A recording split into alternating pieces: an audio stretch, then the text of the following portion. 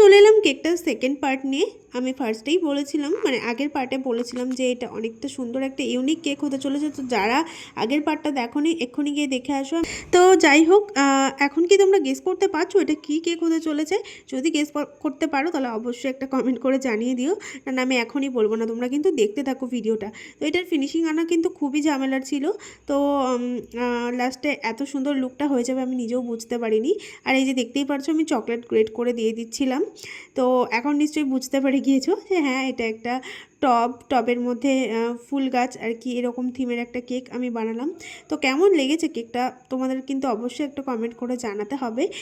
বেশ ইউনিক টাইপের ছিল না? তো এই ছিল কেকের ফাইনাল লুক। আর আমি একদম ফার্স্ট পার্টের ভিডিওটাই দেখিয়েছিলাম যে একটা বেন্টো মোল্ডে একটা কেক বানিয়ে নিয়েছিলাম। তো এইটা ছিল রাত 12টার সময় কাট করার জন্য ক্যান্ডেল কেক, আর এটা ইভিনিং টাইমে। তো কেমন লাগলো আজকের ভিডিওটা জানাতে ভুলো না। দেখা হচ্ছে নেক্সট ভিডিওতে। সাবস্ক্রাইব করতে ভুলো না কিন্তু।